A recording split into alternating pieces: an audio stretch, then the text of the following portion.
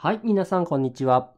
Di video kali ini kita akan lanjut mengerjakan soal IJU Matematika untuk tahun 2012 session pertama, kemudian masuk ke course pertama nomor 2 bagian pertama. Saya beri waktu untuk kalian kerjakan soal ini, kalian pause videonya, kamu kerjakan dan kita akan cocokkan jawabannya bersama.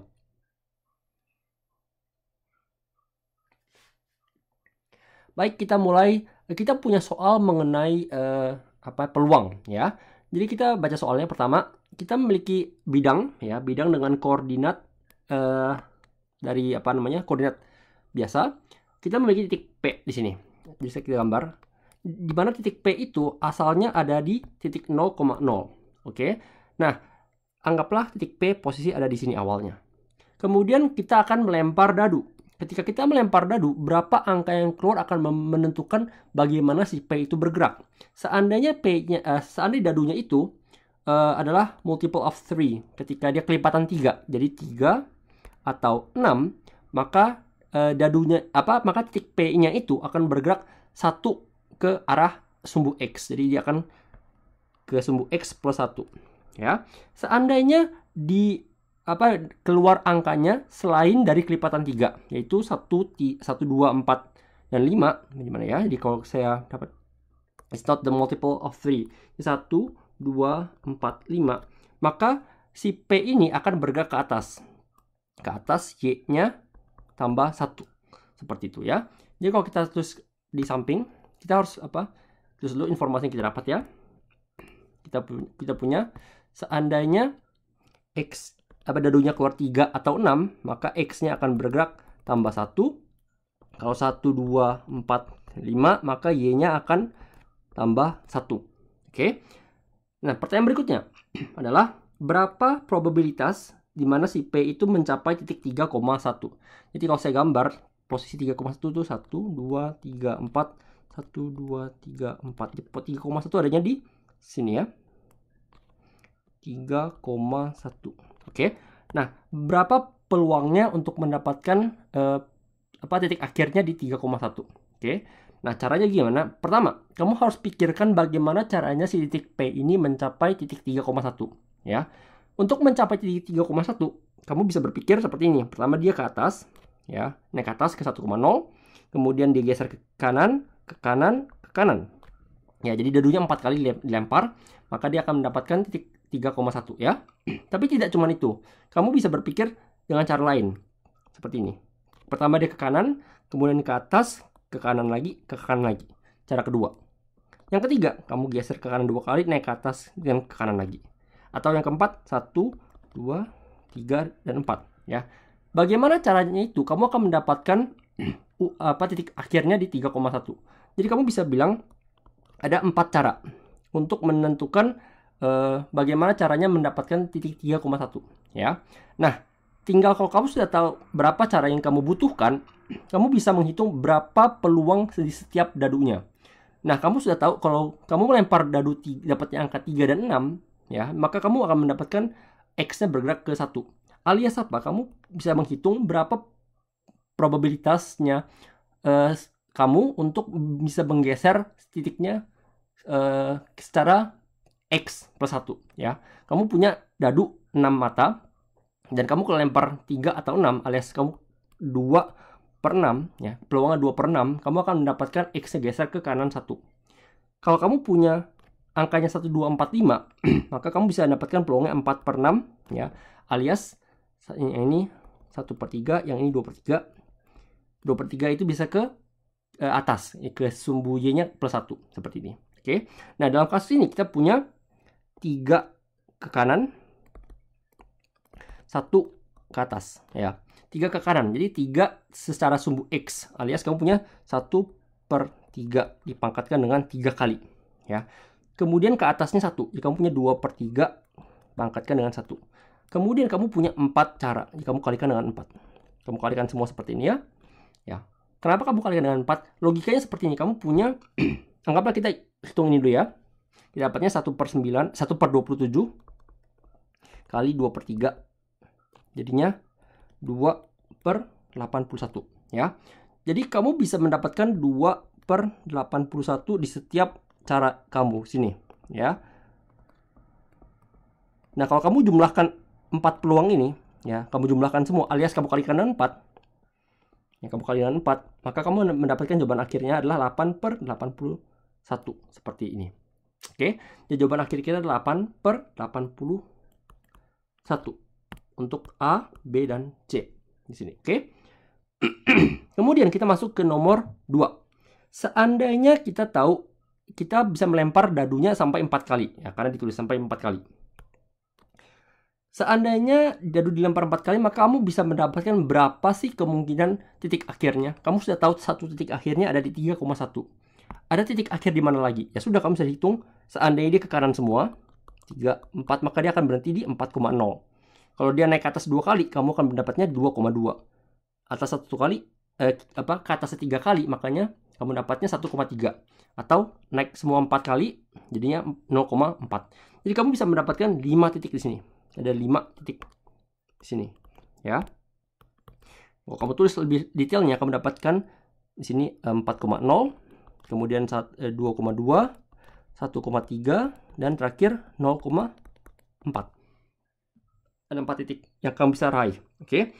Nah, bagaimana cara menuliskan 5 titik ini dengan K, dengan koordinatnya seperti ini? Kalau kamu punya K di sini, ya, anggaplah K itu sebenarnya 0.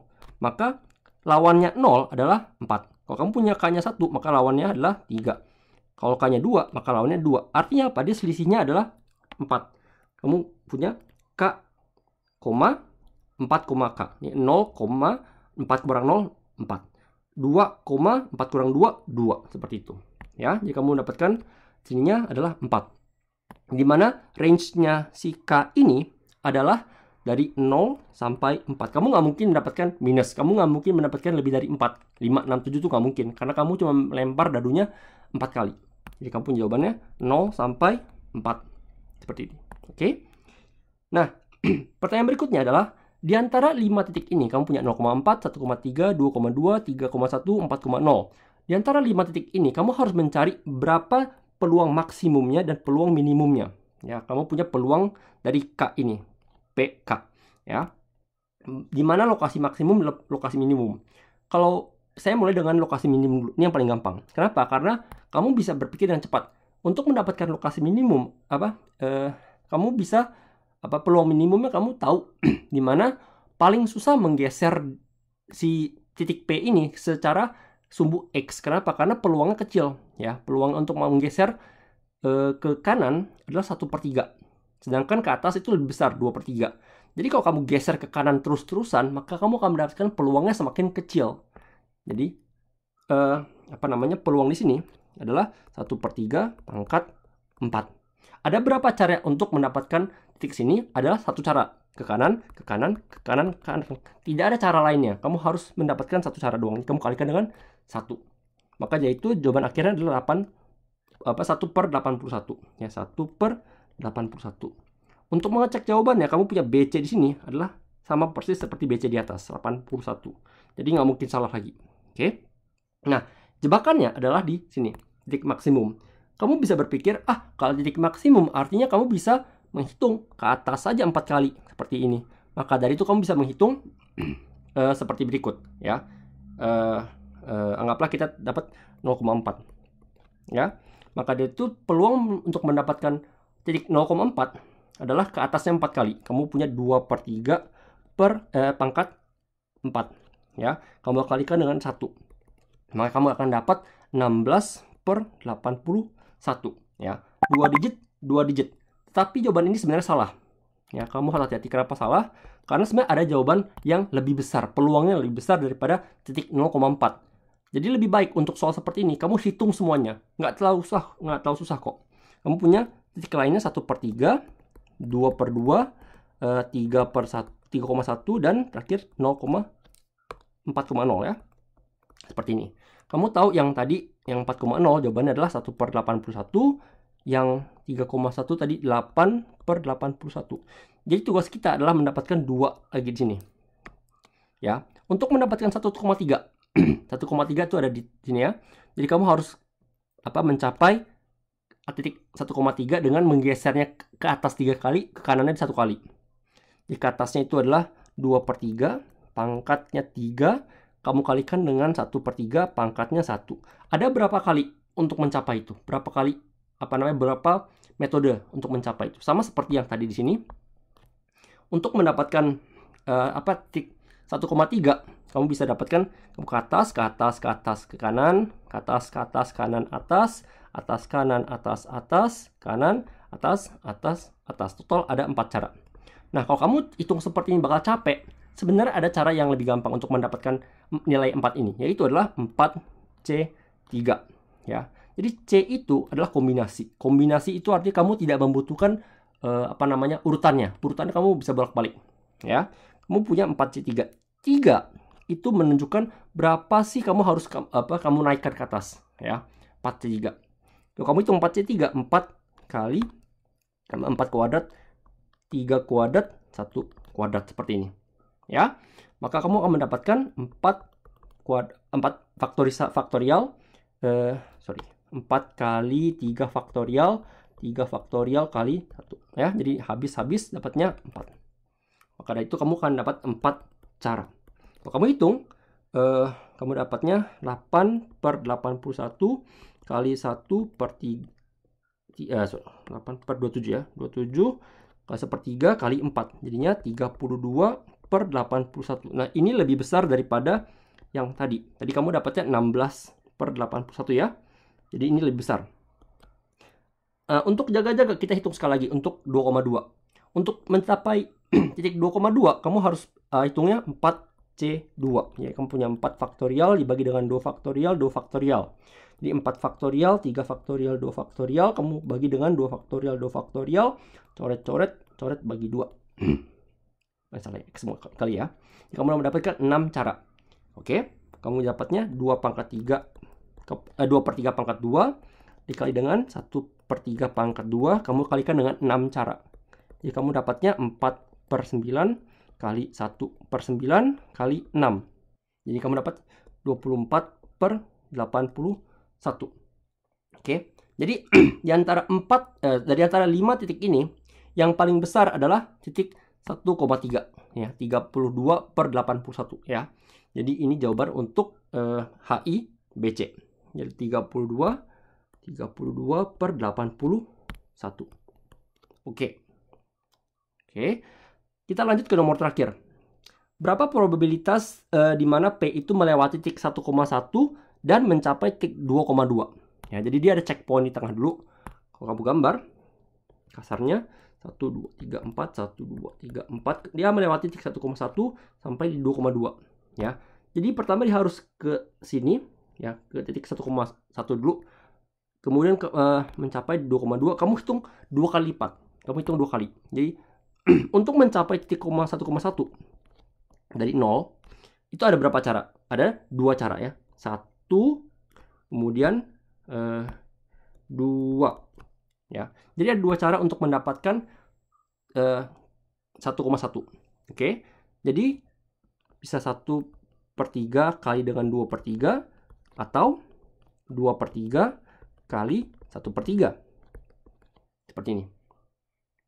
Ya. Ya, bukan tambah ya, tambah. Seperti ini. Jadi bisa kita buat kali 2. Sama seperti cara tadi ya, kamu kalikan dengan 2. Jadi jawabannya adalah 4/9. Oke. Nah, sama seperti 1,1 menuju 2,2. Dari 1,1 ke 2,2 kamu bisa dapatkan 2 cara. 1, 2. Seperti ini. Ya, dengan cara hitungnya sama. Ke kanan dan ke atasnya 1. Kamu kalikan dengan 2 cara. Maka kamu akan mendapatkan 4/9 juga. Nah, yang kita gabungkan dari 0 ke 1,1 ke 2,2. Jadi kamu punya dapatnya 4/9 kali 4/9. Jawaban akhir kita adalah 16/81. Oke. Jadi jawaban untuk KLBC adalah 16/81. Baik, itu saja untuk video kali ini mengenai soal seperti ini. Bagian kalian yang belum terbiasa dengan kombinasi, sebenarnya kamu tidak usah menggunakan kombinasi, tidak ada masalah. Ya, kamu bisa menggunakan logika kalian seperti puzzle seperti ini ya. Kamu tinggal urutkan atas bawah, atas bawah, atas bawah, atas bawah. Dan kamu bisa mendapatkan angkanya berapa cara yang dibutuhkan. Asalkan kamu teliti, tidak masalah. Dan setelah kamu sudah mendapatkan caranya, tinggal kamu hitung teliti dan hati-hati dengan jebakan seperti ini, ya. Karena kalau kamu lengah atau kamu cuma berpikir kalau 0,4 pasti lebih besar peluangnya, maka kamu akan salah. Kamu harus pelan-pelan dan waspada untuk jebakan-jebakan lainnya. Saya akan ketemu kalian di video berikutnya. Terus semangat belajar. Benkyou gambatte kudasai. Sayonara.